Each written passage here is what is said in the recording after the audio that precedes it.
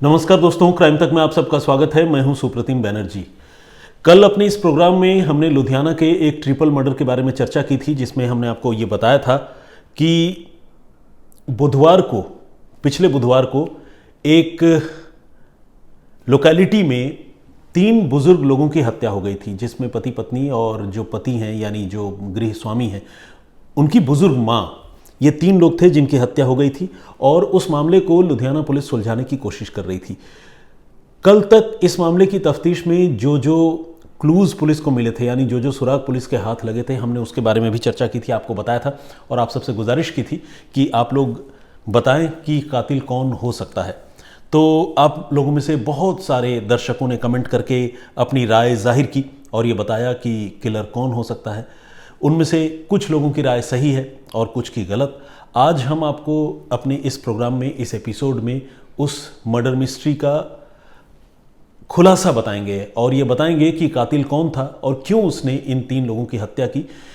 क्योंकि लुधियाना पुलिस ने भी इस मामले को सक्सेसफुली क्रैक कर लिया है, सुलझा लिया है और जो गुनहगार है उसे गिरफ्तार कर लिया है। क्या है ये कहानी, ये आज हम आपको बताएंगे। लेकिन उससे पहले हम आपको एक और मर्डर मिस्ट्री के बारे में बताना चाहते हैं और ये घटना मध्य प्रदेश की है। मध्य प्रदेश के राजगढ़ की। राजगढ़ में कोतवाली पुलिस स्टेशन है और इसी कोतवाली पुलिस स्टेशन के लालपुरिया गांव से 11 जून को एक फ़ोन कॉल पुलिस स्टेशन में आता है।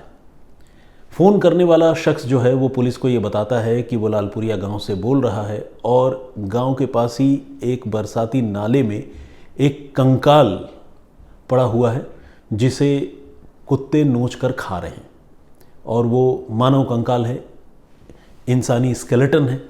तो पुलिस को जब ये खबर मिलती है तो पुलिस की टीम फ़ौरन मौके पर पहुंचती है, क्योंकि आमतौर पर ऐसा तभी होता है जब कोई मर्डर का केस हो।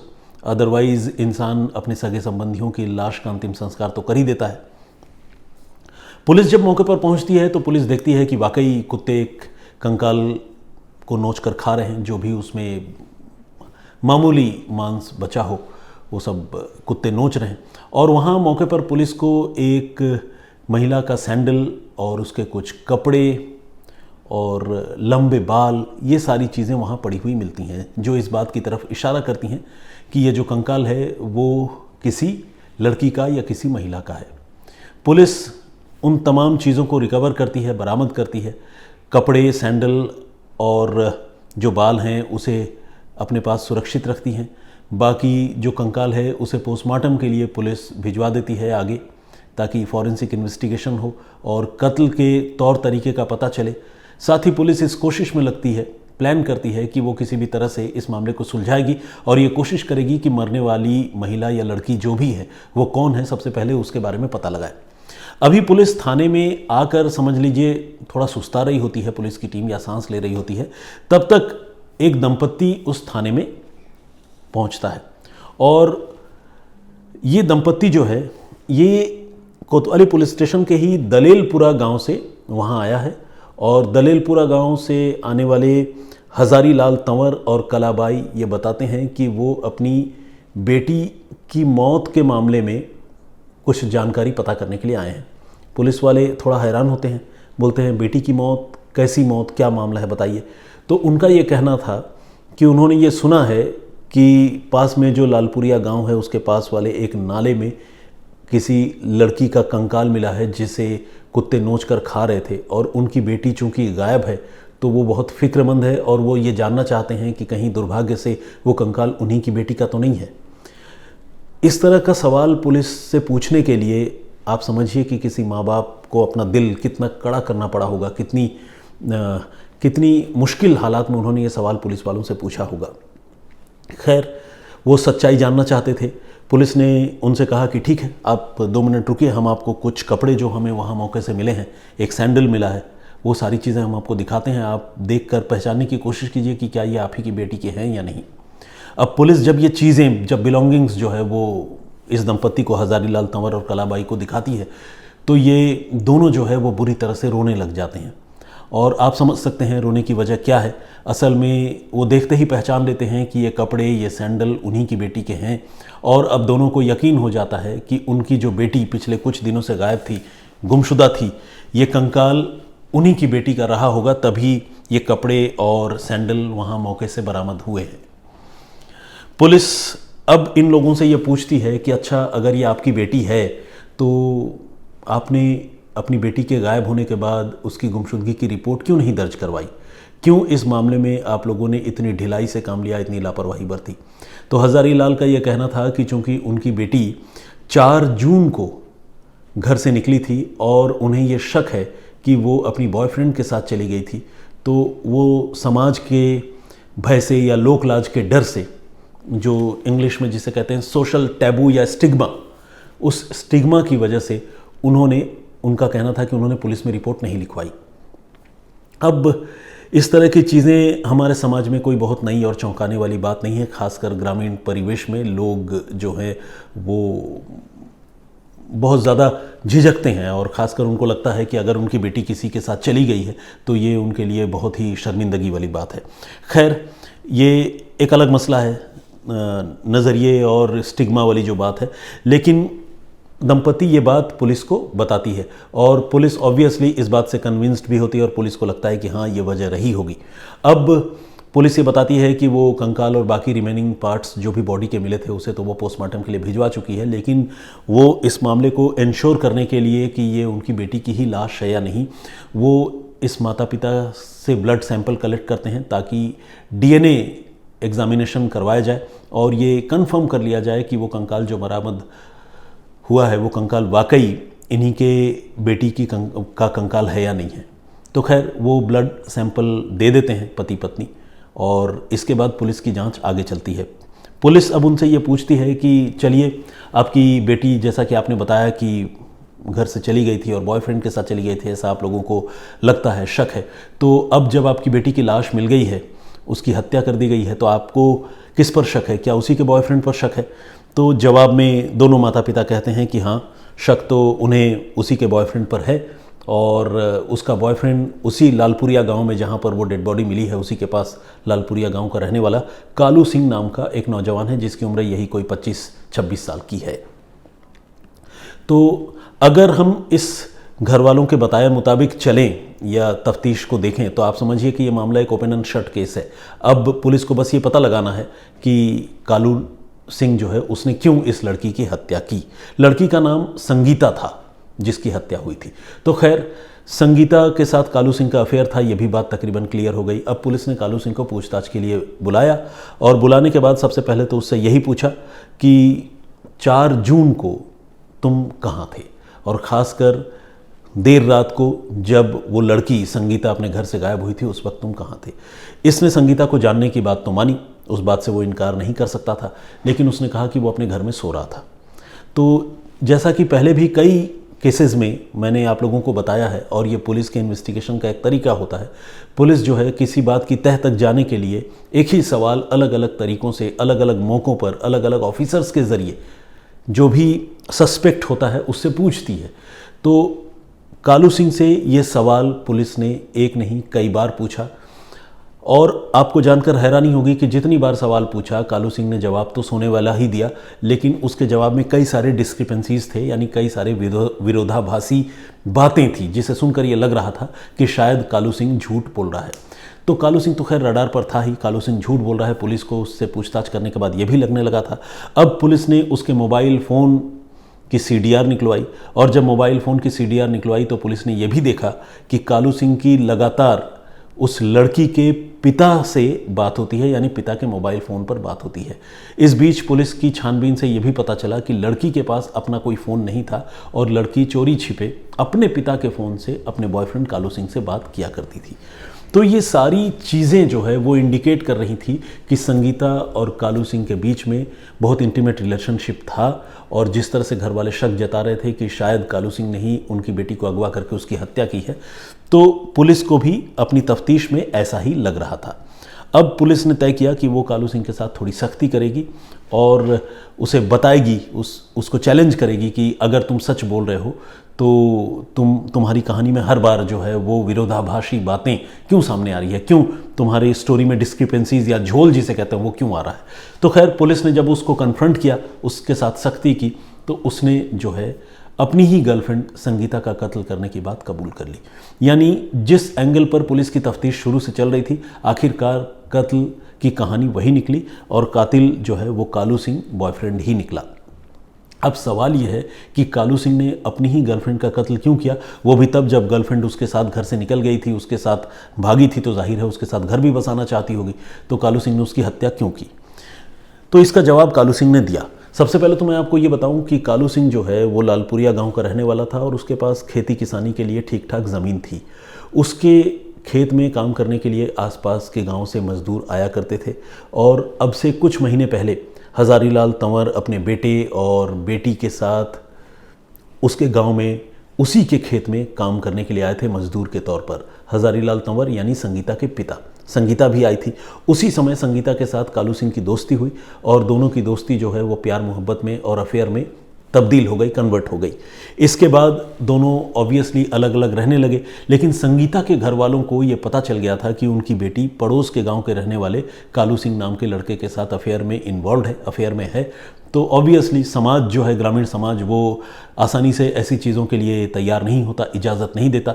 तो संगीता के पिता ने, हज़ारीलाल तंवर ने, अपनी बेटी की आनन फानन में एक और लड़के से सगाई करा दी ताकि उसकी बेटी की शादी जो है कहीं और फिक्स हो जाए और जो लव अफेयर उसका कालू सिंह से चल रहा है वो टूट जाए, उसमें ब्रेकअप हो जाए। संगीता ने इसके बारे में अपने बॉयफ्रेंड कालू सिंह को बताया और कहा कि वो जो है उसके साथ ही रहना चाहती है क्योंकि उसके साथ उसका रिलेशन है और दोनों एक दूसरे को प्यार करते हैं। कालू सिंह ने उसे दिलासा दिया कि बिल्कुल मैं भी रहना चाहता हूँ, थोड़ा इंतज़ार करो। लेकिन ये संगीता जो है ज़िद करने लगी कि नहीं, मुझे अभी ले चलो वरना मेरी शादी घर वाले करा देंगे, फिर पछताने के सिवाय कुछ नहीं बचेगा।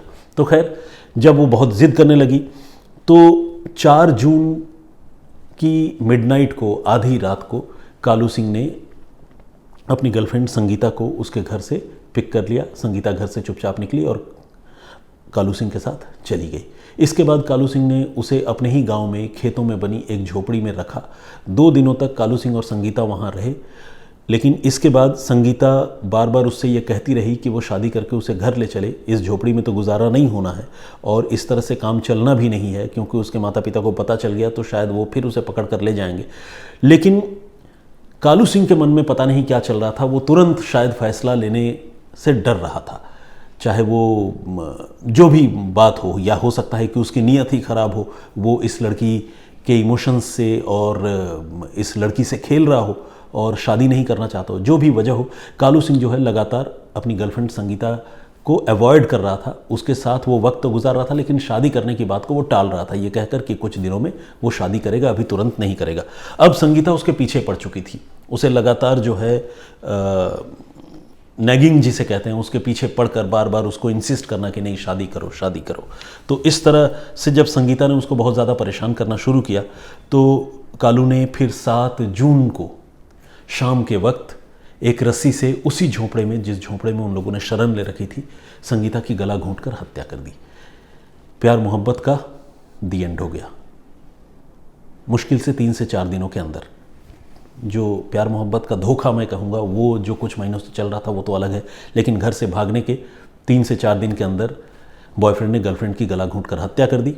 और इसके बाद अब कालू सिंह सोचने लगा कि वो इस लाश को कैसे ठिकाने लगाए।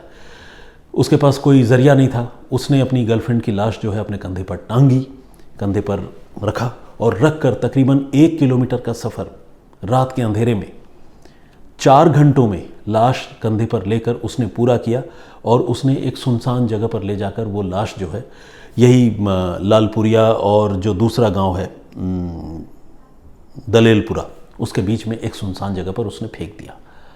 और इसके बाद वो घर आकर सो गया, बल्कि अपने उसी झोंपड़ी में आकर सो गया, घर नहीं गया था। 1 दिन और गुजरा, फिर वो सोचने लगा कि वो लाश वहाँ पड़ी तो है लेकिन वो सेफ़ नहीं है, कहीं उस लाश के बारे में लोगों को पता न चल जाए, राज कहीं ना खुल जाए कत्ल का। वो बहुत बेचैन रहा। अगले दिन रात को यानी ये तो 7 तारीख की आपको पहले मैंने बात बताई। फिर 8 तारीख की रात को वो उस झोंपड़ी से निकला और जहाँ पर उसने डेड बॉडी फेंकी थी वहाँ से उसने फिर लाश उठाई और फिर से उस लाश को कंधे पर टांगा और एक लंबा सफ़र तय करके वो वही लालपुरिया गांव के पास से गुजरने वाले एक बरसाती नाले के पास पहुंचा। उस नाले की तरफ आमतौर पर लोग आते जाते नहीं हैं, वो एक सुनसान इलाका है। उसने सोचा कि यहाँ अगर मैं लाश फेंक दूंगा तो कुत्ते जो है इस लाश को नोच कर खा लेंगे और किसी को कानो कान इसके बारे में खबर नहीं मिलेगी कि ये लाश जो है किसकी थी, क्या थी। और उसने यही सोचकर उस लाश को वहाँ नाले के पास फेंक भी दिया। इसके बाद 7 से लेकर 7 नहीं बल्कि 8 से लेकर 9, 10, 11 3 दिनों तक उस लाश को वाकई कुत्ते नोचते रहे और इतना नोचा कि लाश में कोई मांस बचा ही नहीं, सिर्फ कंकाल बचा और कुछ फटे हुए कपड़े, सिर के बाल और सैंडल, ऐसी चीज़ें बचीं। और उन्हीं हालात में उस लाश पर एक ग्रामीण की नज़र पड़ी जिसने फिर पुलिस को फ़ोन करके बताया कि यहाँ एक कंकाल पड़ा हुआ है। इसके बाद तफ्तीश कैसे हुई, कैसे कैसे बॉयफ्रेंड गिरफ्तार हुआ, ये तो आपको मैंने बता ही दिया। तो ये थी पूरी कहानी जो जहाँ से शुरू हुई थी वहीं पर लाकर मैंने ख़त्म की। आई होप कि इस कहानी में जो मैसेज है वो बात आप लोगों को समझ में आई होगी। मेरे हिसाब से इस कहानी में मैसेज यही है कि आप किसी को भी जो है ज़रूरत से ज़्यादा इंसिस्ट नहीं कर सकते किसी भी चीज़ के लिए। और इस तरह के बहुत सारे केसेस होते हैं जब लड़कियां जो है इस तरह के सिरफिरे आशिकों का शिकार बन जाती है। देखिए, प्यार मोहब्बत दिलों का रिश्ता तो होता है, लेकिन आप जिससे दिल लगा बैठते हैं कई बार सामने वाला जो है आपसे उतना दिल नहीं लगाता और आप इस धोखे में रहते हैं कि वो भी आपसे उतना ही प्यार करता है। आपको ये चीज़ सेंस करना बहुत ज़रूरी है और ये ज्ञान नहीं है, इसे अदरवाइज़ मत लीजिएगा। और ये सिर्फ लड़कियों के लिए भी नहीं है, लड़कों के लिए भी एप्लीकेबल है। तो अगर मान लीजिए कहीं पर आपको ये लगता है कि आपका पार्टनर जो है आपसे जी चुरा रहा है तो एक हद तक ही उस पर प्रेशर डालिए। हद से ज़्यादा प्रेशर अगर आप डालेंगे तो हो सकता है कि वो इस तरह की गलतियाँ करे और इस तरह की हरकत करे।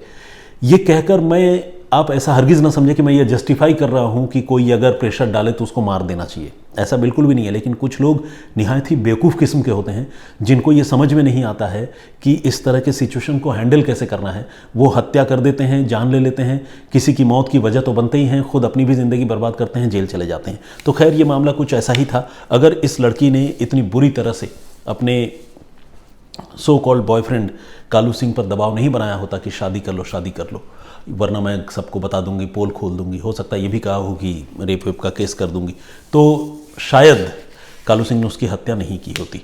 तो खैर इस घटना में ये मैसेज है जो मुझे लगा कि मैंने जो फील किया वो मैं आप लोगों को कन्वे करूं।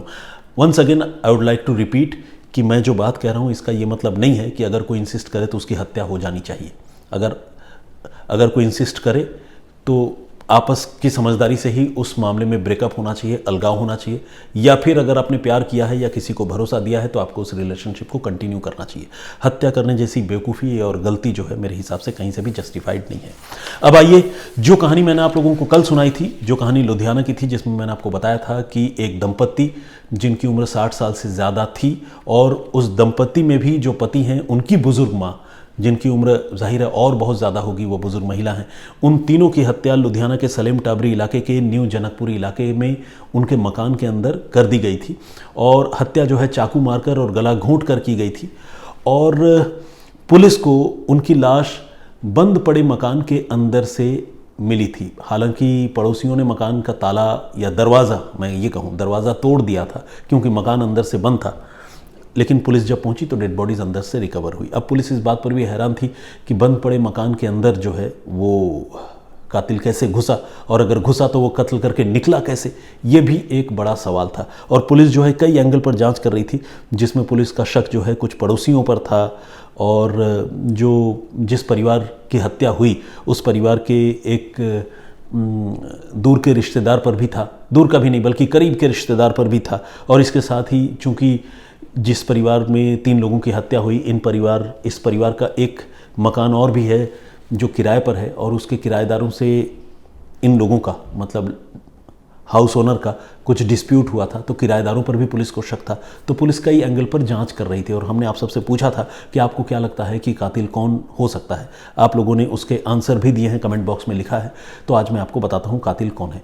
पुलिस ने जब इस मामले की जाँच की तो पुलिस का सबसे ज़्यादा शक जो है इसी बात पर था कि एक बंद पड़े मकान के अंदर, जो अंदर से बंद हो, उस मकान के अंदर आखिर कोई कैसे दाखिल हो सकता है।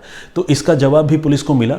वो मकान जिस तरह से बना हुआ है उसके आस पड़ोस के 2-3 मकान और जो है इस मकान से बिल्कुल सटे हुए हैं, और इस मकान की जो छत की ऊंचाई है, मतलब छत की जो बीच में दीवार होती है वो दीवार कम है, कम ऊंचाई वाली है। ऐसे में कोई भी दूसरी तरफ से फांद कर इस मकान के अंदर आ सकता है, ऐसी संभावना पुलिस को उस मकान को देखकर लग रही थी। ऐसे में पुलिस का शक जो है वो आस पड़ोस के लोगों पर ही ज़्यादा था। पुलिस ने तफ्तीश आगे बढ़ाई और आस पड़ोस के लोगों के बारे में जानकारी जुटाई। तो पुलिस को जो है एक शख्स जो बिल्कुल पड़ोस के मकान में रहता है, वो एक ऑटो ड्राइवर है, उसके बारे में पुलिस को पता चला कि वो नशे का आदी है और थोड़ा सा जो है वो क्रिमिनल माइंडेड भी है। तो पुलिस को जब उसके बारे में पता चला तो पुलिस ने उसे इंटरसेप्ट किया, और आस पड़ोस के लोगों पर ही पुलिस को सबसे ज़्यादा शक इसलिए था, उसकी वजह मैंने आपको बता ही दी, क्योंकि एंट्री जो है आस पड़ोस के लोगों के ज़रिए ही, आस पड़ोस के लोगों के लिए ही सबसे आसान थी। कोई बाहर का आदमी उस तरह से घर के अंदर नहीं घुस सकता था। तो खैर, जब पुलिस ने इस ऑटो ड्राइवर से, जिसका नाम रोबिन है, उसे जब हिरासत में लिया और उससे जब पूछताछ की तो उसने इस कत्ल को अंजाम देने की बात कबूल कर ली। अब सवाल है कि उसने अपने पड़ोसियों की हत्या क्यों की, वो भी तब जब घर में कोई लूटपाट नहीं हुई और कोई ऐसी बड़ी रंजिश की बात जो है वो समझ में नहीं आई पुलिस को। तो रोबिन ने जो कहानी बताई पुलिस को, जो कत्ल करने की वजह बताई, वो कुछ यूँ है कि रोबिन की शादी को कई साल हो गए थे, लेकिन रोबिन और उसकी पत्नी को बच्चा नहीं हो रहा था। अब ये जो परिवार है, जिस परिवार की हत्या हुई, इसमें 3 लोगों की हत्या हुई थी। जो गृह स्वामी है, यानी आप कह लें कि मकान मालिक चमनलाल, उसकी बीवी सुंदर कौर, और इन दोनों की, मतलब चमनलाल की बुजुर्ग माँ बचन कौर, इन 3 लोगों की हत्या हुई थी। तो ये जो सुरिंदर कौर है, चमनलाल की बीवी, ये अक्सर जो है रोबिन को ये कहा करती थी कि भाई बात क्या है, तुम्हारी शादी को इतना वक्त हो गया, तुम्हें अब तक कोई बच्चा क्यों नहीं हुआ। कई लोगों को इस तरह की आदत होती है कि वो दूसरों की ज़ाती ज़िंदगी में बहुत ज़्यादा इन्वॉल्व होने की कोशिश करते हैं, जिसे बोलचाल की भाषा में हम कहते हैं टांग अड़ाते हैं। तो ये सुरिंदर कौर जो है वो ज़रूरत से ज़्यादा रोबिन की निजी ज़िंदगी में टांग अड़ाया करती थी, और रोबिन को ये बात नागवार गुजरती थी। वो इस बात से आप समझ लीजिए कि असहज महसूस करता था, और रोबिन ये नहीं चाहता था कि सुरिंदर कौर उसे हर दूसरे दिन टोके कि अरे क्या बात है, बच्चे नहीं हो रहे।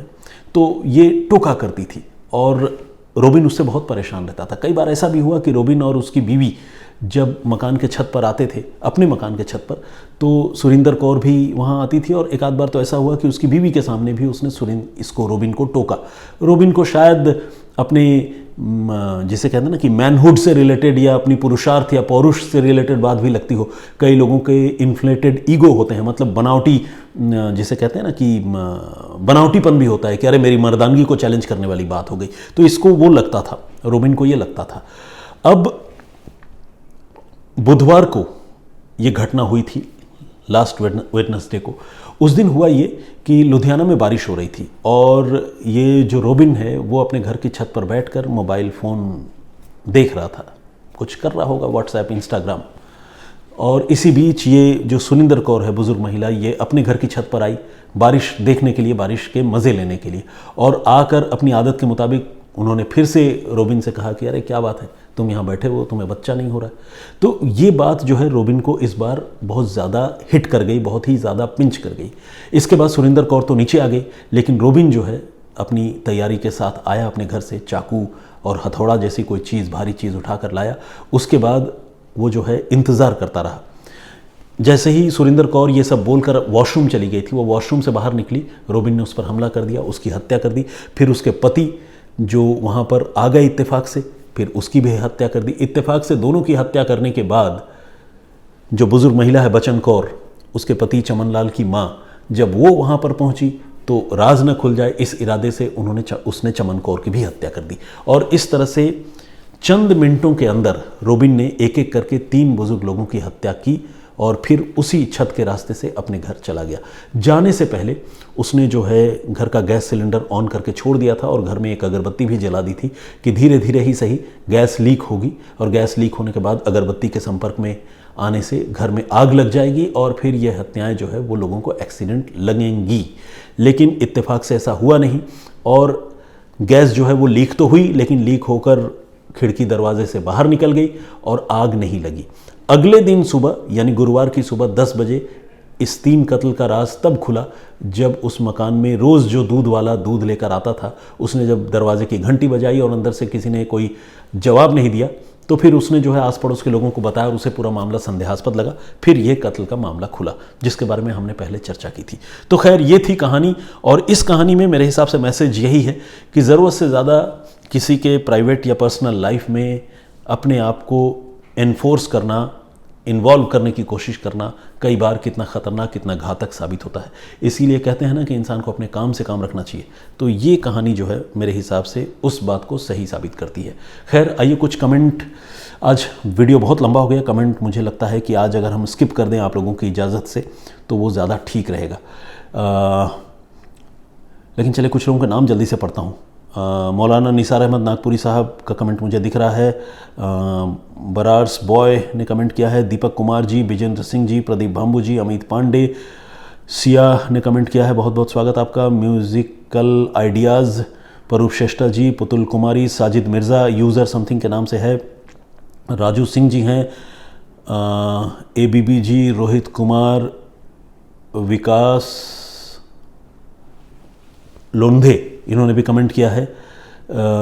शाकिर मंसूरी का कमेंट है, ओम प्रकाश जी का कमेंट है, अमृतपाल सिंह, मनजिंदर धालीवाल, पंजाब पुलिस ने ये मसला 12 घंटे विच हल कर दिता वीर जी। तो खैर इन्होंने कहा है कि पंजाब पुलिस ने इस मसले को जो है 12 घंटे में सुलझा लिया था। खैर तभी मैं जाहिर है आप लोगों के सामने इस कहानी को दोबारा लेकर आया हूँ। किरण खट्टरा जी का भी कमेंट है, बहुत बहुत स्वागत है आपका। और हर घर तिरंगा के नाम से एक आईडी है। और टेक्सिस्नो इन्होंने भी कमेंट किया है हांगकांग से। बहुत सारे और भी दर्शकों ने कमेंट किया है। सारे लोगों का मैं बहुत बहुत आभारी हूं और आप लोगों से रिक्वेस्ट करता हूं कि इसी तरह कमेंट करते रहिए, अपनी राय देते रहिए। हमारी और आपकी बातचीत का ये सिलसिला यूं ही चलता रहे। फिलहाल मुझे इजाज़त दीजिए, अपना बहुत ख्याल रखिए, सुरक्षित रहिए। जय हिंद, जय भारत।